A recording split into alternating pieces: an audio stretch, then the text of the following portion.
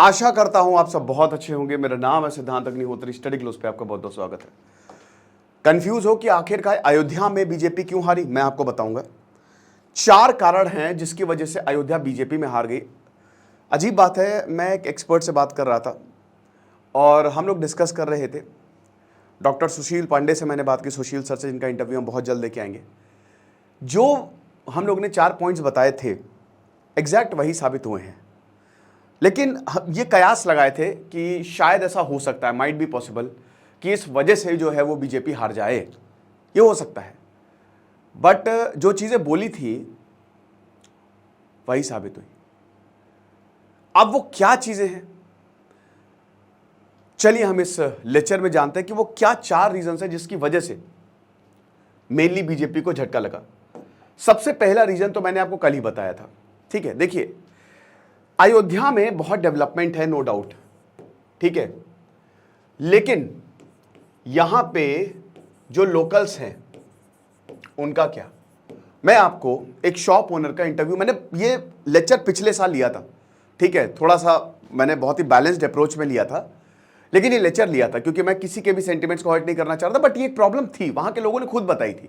Times of India का editorial था बहुत ज्यादा कि भाई डेवलपमेंट में काम हो रहा है, बहुत तेजी से काम हो रहा है, लेकिन रोड चौड़ी हो रही है, मंदिर बन रहा है। अब एक शॉप ओनर बता रहे थे कि मेरी दुकान तोड़ी गई। अब मेरी दुकान जो है वो मुझे 1 लाख रुपए दिए गए। अब वो दुकान मैं बहुत समय से चला रहा था, वो 1 लाख रुपए दिए गए।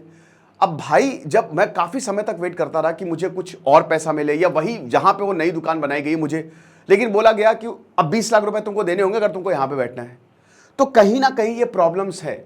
लोकल्स ने ये देखा कि देखिए डेवलपमेंट तो नो डाउट काफी ज्यादा किया है, हो रहा है, धीमे धीमे डेवलपमेंट हो रहा है, बट भाई इसमें लोकल्स को क्या मिला।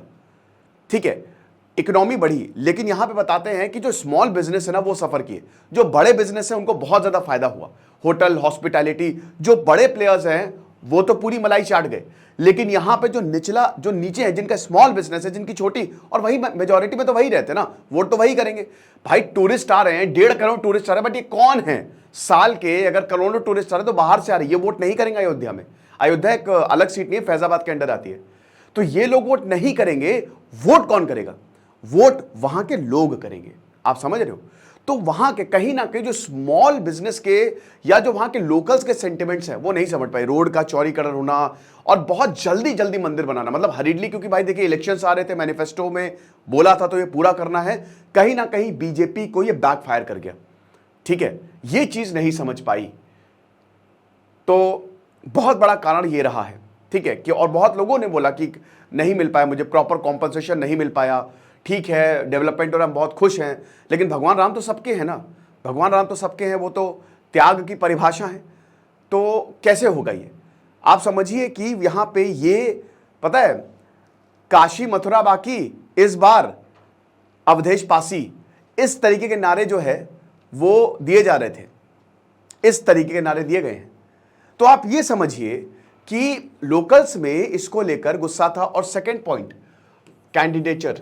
देखिए लल्लू सिंह जो हैं, पहली बात, यहां पे 5.5 लाख वोट पड़े और 54,000 के करीब वोटों से अवधेश प्रसाद जीते। अब ये पासी कम्युनिटी से आते हैं, दलित नेता हैं, बहुत बड़े नेता हैं, काफी समय तक इन्होंने मुलायम सिंह यादव के साथ काम किया। ठीक है, राज्य मंत्री रहे, तगड़ा एक्सपीरियंस है। ये वही है, जब आपने वो रील देखी होगी, अखिलेश यादव कह रहे हैं कि पूर्व विधायक का, तो बोले अरे पूर्व नहीं, मैं अभी विधायक, बोले कह रहे सांसद बनने जा रहे हो, ये वही है। ठीक है ना? तो अब क्या है कि ये जो हैं, इन्होंने 54,000 वोट से हराया और ये सांसद बन गए।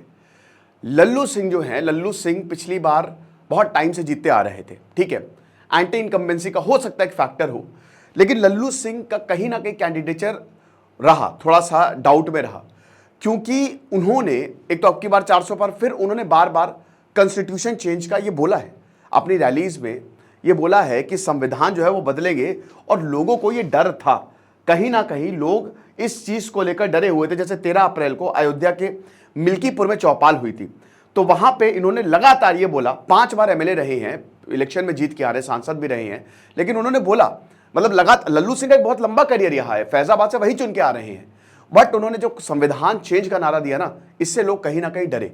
अब ये कौन डरे? देखिए, हमको ये समझना पड़ेगा कि जो मेजॉरिटी और माइनॉरिटी, इन सबको साथ में लेके आपको चलना रहता है, ठीक है ना। सिर्फ एक पक्ष को आप केटर नहीं कर सकते, लेकिन इसमें हर कोई डरा। तो कहीं ना कहीं कैंडिडेट्स का जो चयन है ना, अब देखिए लल्लू सिंह को टिकट देना ही था, आप कुछ कर नहीं सकते थे क्योंकि बहुत समय से जीतते आ रहे हैं।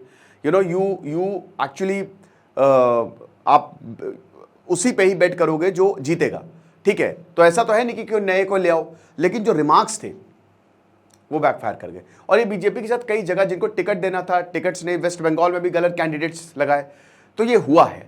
This is the ultimate reality जो बहुत ज्यादा बैकफायर कर गया। अब जब संविधान चेंज की बात हुई तो बैकवर्ड क्लासेस में रिजर्वेशन खत्म हो जाएगा, इसकी बात होने लगी। अब अखिलेश यादव, समाजवादी पार्टी ने इसको एकदम ग्रैब कर लिया, इस मुद्दे को पकड़ लिया कि अगर ये लोग आएंगे तो संविधान बदल जाएगा, तुम्हारा रिजर्वेशन चला जाएगा, ये चला जाएगा, वो चला जाएगा। उसके बाद फिर वोटों की भरमार होगी। तो पहला तो यही, जो लोकल्स की प्रॉब्लम्स हैं वो एड्रेस नहीं की गई, और दूसरा जो है वो जो कैंडिडेट्स का इशू था, ठीक है, ये बहुत ज्यादा किया गया और बहुत ही स्ट्रैटेजिकली अवधेश प्रसाद मौर्य को प्लेस किया था, बहुत जबरदस्त, ठीक है ना।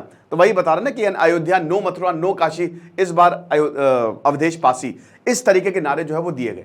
और तीसरा बहुत बड़ा फैक्टर जो है, थर्ड एक बहुत बड़ा जो फैक्टर रहा दोस्तों, कि रियल सैक्रिफाइस। देखिए, ये मुझे भी लगा था जब राम मंदिर का इनॉग्रेशन हुआ।